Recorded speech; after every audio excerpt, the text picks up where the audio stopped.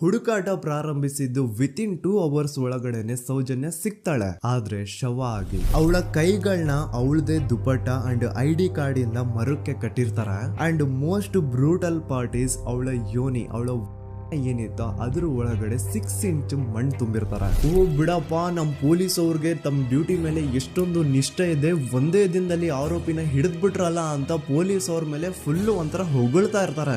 ಆದ್ರೆ ಪಾಪ ಜನರಿಗೆ ಎಲ್ಲಿ ಗೊತ್ತಿತ್ತು ಈ ಕೇಸ್ ನ ರಿಯಲ್ ಆರೋಪಿ ಬೇರೆ ಯಾರೋ ಇದಾರೆ, ಪೊಲೀಸ್ ಅವರೇ ಈ ಕೇಸ್ ನ ಮಿಸ್ಲೀಡ್ ಮಾಡೋದಕ್ಕೆ ಸುಮ್ನೆ ಸಂತೋಷ್ನ ಅರೆಸ್ಟ್ ಮಾಡಿದ್ದಾರೆ ಅಂತ. ಪೊಲೀಸ್ ಅವರು ಈ ಕೇಸ್ ಅಲ್ಲಿ ಕರಪ್ಟ್ ಆಗಿದ್ದಾರೆ, ಪೊಲೀಸ್ ಅವರೇ ಸತ್ಯ ಮುಚ್ಚಿಡ್ಲಿಕ್ಕೆ ಟ್ರೈ ಮಾಡ್ತಿದ್ದಾರೆ. ಹಾಗಾಗಿ ಈ ಕೇಸ್ ನ ಇನ್ಮುಂದೆ ಪೊಲೀಸ್ ಅವರಲ್ಲದೆ CBI ಅವರು ಇನ್ವೆಸ್ಟಿಗೇಷನ್ ಮಾಡಬೇಕು, ಈ ಕೇಸ್ ನ CBI ಒಪ್ಸಿ ಅಂತ ಅಗೇನ್ ಪ್ರೊಟೆಸ್ಟ್ ಗಳು ಸ್ಟಾರ್ಟ್ ಆಗ್ತವೆ. ಸೌಜನ್ಯ ಕೇಸ್ ಒಂದೇ ಅಲ್ಲ, ನಾರಾಯಣ ಹಾಗೂ ಯಮುನಾ ಕೇಸಲ್ಲೂ, ವೇದವಲ್ಲಿ ಕೇಸಲ್ಲೂ, ಆ ಬ್ಯಾಂಕ್ ಮ್ಯಾನೇಜರ್ ನ ಕೇಸಲ್ಲೂ ಹಾಗೂ ಪದ್ಮಲತಾ ಕೇಸಲ್ಲೂ ಸೀದಾ ಡೈರೆಕ್ಟ್ ಡೌಟ್ ಬರೋದೆ ಊರಿನ ಗೌಡ್ರ ಮೇಲೆ. ಸೌಜನ್ಯ ಕೇಸ್ ಬಿಟ್ಟು ಆ ಇನ್ನೊಂದು ಕೇಸ್ ಯಾವುದು, ಅದಕ್ಕೂ ಸಂತೋಷ್ಗೂ ಏನ್ ಸಂಬಂಧ, ಅದ್ರಲ್ಲಿ ಯಾಕೆ ಸಂತೋಷ್ನ ಪೊಲೀಸ್ ಅವರು ಫಿಟ್ ಮಾಡಿದ್ರು ಅಂತ ಪ್ರತಿಯೊಂದು ಹೇಳ್ತೀನಿ.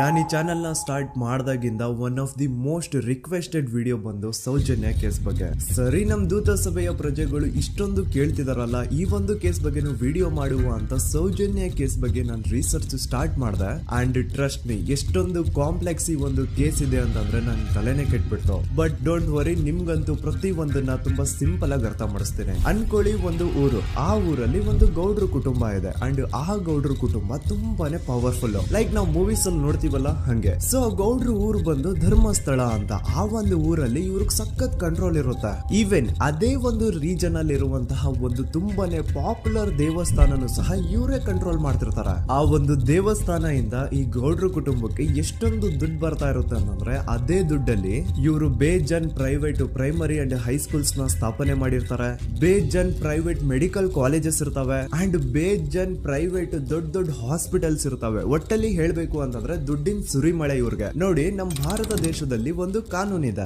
ದ ರಿಲಿಜಿಯಸ್ ಎಂಡೋಮೆಂಟ್ ಆಕ್ಟ್ 1863 ಅಂತ. ಬೇಸಿಕಲಿ ಈ ಒಂದು ಕಾನೂನು ಏನ್ ಹೇಳುತ್ತೆ ಅಂತಂದ್ರೆ, ಭಾರತದಲ್ಲಿ ಯಾವ್ದೆಲ್ಲ ಹಿಂದೂ ಟೆಂಪಲ್ಸ್ ಇದಾವೋ ಅವೆಲ್ಲ ಗವರ್ಮೆಂಟ್ ಪ್ರಾಪರ್ಟಿ. ಆ ಹಿಂದೂ ಟೆಂಪಲ್ಸ್ ನ ಮ್ಯಾನೇಜ್ಮೆಂಟ್ ಎಲ್ಲ ಗವರ್ಮೆಂಟ್ ಕೈಗೆ ಹೋಗಿ ಗವರ್ಮೆಂಟ್ ಡಿಸೈಡ್ ಮಾಡುತ್ತೆ ಆ ಮ್ಯಾನೇಜ್ಮೆಂಟ್ ಅಲ್ಲಿ ಯಾರ್ ಕೆಲ್ಸಕ್ಕೆ ಇರಬೇಕು, ಯಾರ್ ಕೆಲ್ಸಕ್ಕೆ ಇರಬಾರ್ದು, ಅಂಡ್ ಆ ಟೆಂಪಲ್ ಇಂದ ಬರ್ತಿರುವಂತಹ ಡೊನೇಷನ್ ಅಮೌಂಟ್ ನ ಏನ್ ಮಾಡ್ಬೇಕು ಅಂತ. ಸೊ ಈ ಒಂದು ಕಾನೂನಿನ ಪ್ರಕಾರ ಗವರ್ಮೆಂಟ್ ಇಂಡಿಯಾದಲ್ಲಿ ಇರುವಂತಹ ಆಲ್ಮೋಸ್ಟ್ ಎಲ್ಲಾ ಹಿಂದೂ ಟೆಂಪಲ್ಸ್ ನ ತನ್ನ ಕಂಟ್ರೋಲ್ ಅಲ್ಲಿ ತಗೋತಾ ಇರ್ಬೇಕಾದ್ರೆ ಗವರ್ಮೆಂಟ್ ಅಫಿಷಿಯಲ್ಸ್ ಧರ್ಮಸ್ಥಳ ಶ್ರೀ ಮಂಜುನಾಥ ದೇವಸ್ಥಾನಕ್ಕೂ ರೀಚ್ ಔಟ್ ಮಾಡ್ತಾರೆ. ಅಂಡ್ ಆಗ ಇಷ್ಟು ದಿನ ಟೆಂಪಲ್ ನ ಕಂಟ್ರೋಲ್ ಮಾಡ್ತಿದ್ದಂತಹ ಆ ಗೌಡ್ರ ಕುಟುಂಬ ಏನ್ ಹೇಳುತ್ತೆ ಗೊತ್ತಾ, ಇಲ್ಲ ಇದು